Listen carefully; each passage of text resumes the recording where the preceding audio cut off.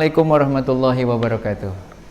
Anak-anak sekalian, berjumpa kembali dengan Bapak. Hari ini kita akan belajar akidah akhlak. Langsung saja kita buka bab 4, judulnya adalah akhlak terpuji, sikap amanah. Jadi kita akan belajar salah satu sifat Rasul, amanah. Kita akan tahu apa sih arti amanah dan seperti apa ya kategori ciri orang yang amanah. Langsung saja kita akan buka pada halaman 45 di bagian B, perilaku amanah. Amanah artinya adalah terpercaya. Jadi terpercaya adalah amanah. Sebagai siswa madrasah kalian harus dapat dipercaya. Seseorang akan merugi bila sudah tidak dipercaya. Misalnya, ketua kelasmu tidak disiplin dan malas belajar, maka ia tidak dipercaya lagi oleh teman-temannya. Nah, lain halnya bila ketua kelasmu rajin dan bertanggung jawab terhadap ketertiban di dalam kelas, maka pasti disenangi teman-teman di kelas. Seperti Rasulullah Shallallahu Alaihi Wasallam terkenal karena amanahnya, terkenal karena dipercayanya. Sejak beliau kecil sudah dipercaya oleh suku Quraisy untuk meletakkan Hajar Aswad di sisi Ka'bah akibat banjir yang terjadi ketika itu. Sungguh amanah itu adalah akhlak yang sangat terpuji, maka beruntunglah kamu bila memiliki akhlak seperti ini. Allah Subhanahu wa taala berfirman, "Innallaha ya'murukum an tu'addul amanati ila ahliha." Yang artinya sesungguhnya Allah Subhanahu wa taala menyuruh kamu untuk menyampaikan amanah kepada orang yang berhak menerimanya, itu di dalam surat An-Nisa ayat 58. Orang yang tidak amanah disebut dengan khianat. Jadi lawan kata dari amanah adalah khianat. Apa sih khianat itu? Khianat artinya tidak dapat dipercaya. Ya, tidak dapat dipercaya berarti khianat, pengkhianat. Siswa yang berkhianat pasti dijauhi oleh teman. Bukankah kamu sering mendengar kata-kata pengkhianat? Nah, kata tersebut sangat tidak terpuji, bukan? Nah, sejak sekarang biasakanlah kalian untuk berperilaku amanah dan menjauhi khianat. Anak-anak sekalian, dari sini amanat diartikan sebagai sikap mental yang jujur. Ya, dasarnya amanah itu karena jujur. Kalau sudah jujur pasti amanah. Lurus hati dan terpercaya. Sikap mental ini sangat terpuji dan dihargai oleh semua orang. Lawannya adalah curang, yaitu sebuah sikap mental yang dibenci oleh setiap orang. Setiap orang yang diberi amanah oleh orang lain wajib melaksanakan dan mempertanggungjawabkan kepada si pemberi amanah. Ada ciri-ciri siswa yang amanah antara lain sebagai berikut. 1. Tidak menceritakan rahasia kepada orang lain. 2. Tidak menggunakan titipan barang yang dititipkan oleh orang lain. 3. Berperilaku sopan dan mengurangi gosip orang lain. Dan yang nomor keempat adalah taat kepada Allah dan kepada Rasulnya. Bahkan dalam hadis Rasulullah Shallallahu Alaihi Wasallam mengatakan, sabda Nabi yang artinya tidaklah sempurna keimanan seseorang tanpa mempunyai sifat amanah.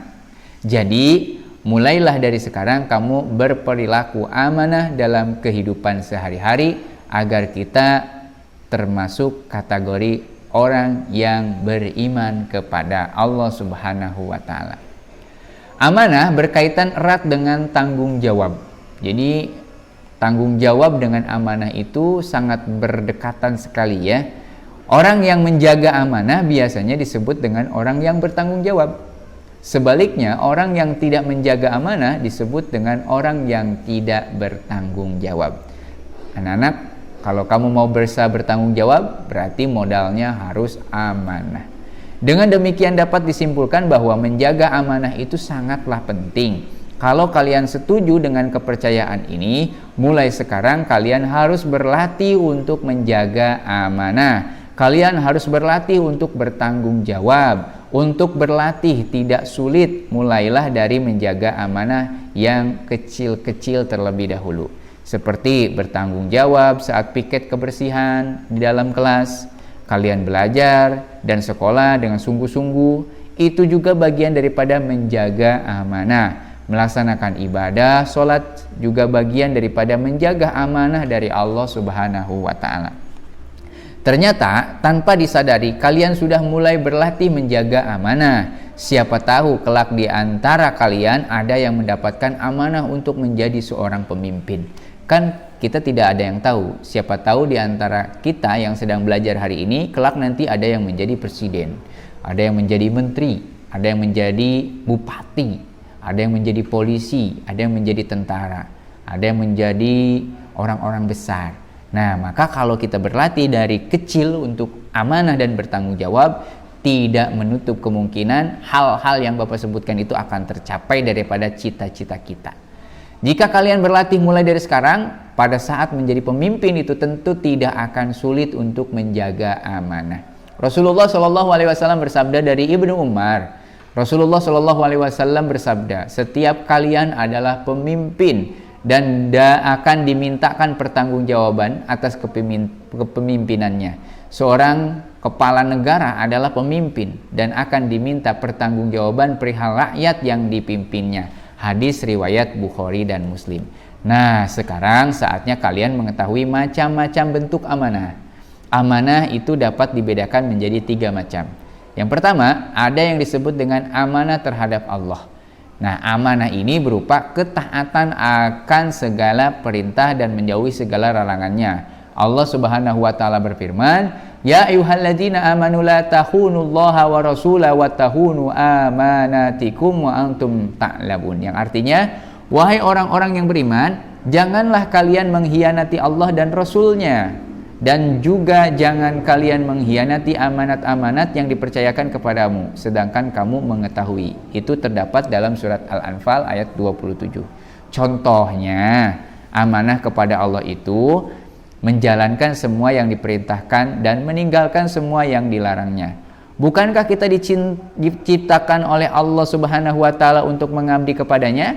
Orang yang mengabdi kepadanya berarti telah memenuhi amanahnya. Orang yang tidak mengabdi kepadanya berarti ia telah mengingkari amanahnya. Bagian kedua, bagian B-nya adalah amanah terhadap sesama manusia. Amanah ini meliputi hak antar sesama manusia. Misalnya, ketika dititipi pesan atau barang, maka kita harus menyampaikan kepada yang berhak tersebut. Karena Allah Subhanahu wa ta'ala berfirman, innallaha yamurukum an tu'addul amanati ila ahliha. Sesungguhnya Allah Subhanahu wa ta'ala menyuruh kamu untuk menyampaikan amanah kepada yang berhak menerimanya. Itu terdapat dalam surat An-Nisa ayat 58. Dan bagian C atau bagian ketiga, amanah itu ada yang disebut dengan amanah terhadap diri sendiri.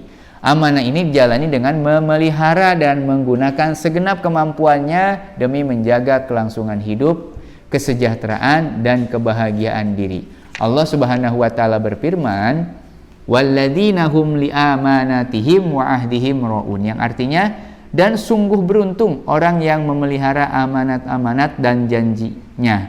Al-Quran surat Al-Mu'minun ayat 8. Bagian C, ada hikmah perilaku amanah.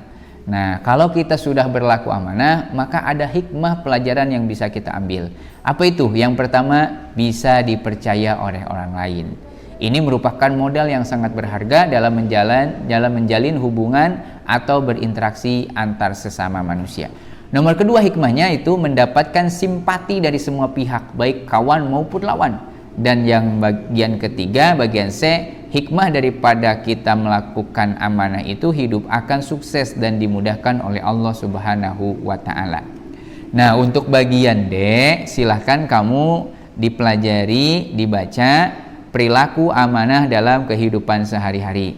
Termasuk di dalamnya itu ada kisah Abdullah bin Mas'ud, sosok penjaga amanah. Silahkan kamu pelajari, dibaca, dan disimak baik-baik.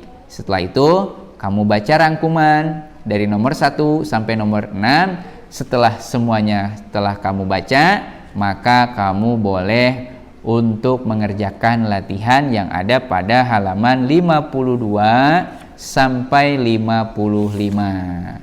Oke, dari Bapak cukup sekian. Mudah-mudahan kita semuanya menjadi anak yang amanah, dan mudah-mudahan kelak nanti kita menjadi seorang pemimpin yang bertanggung jawab.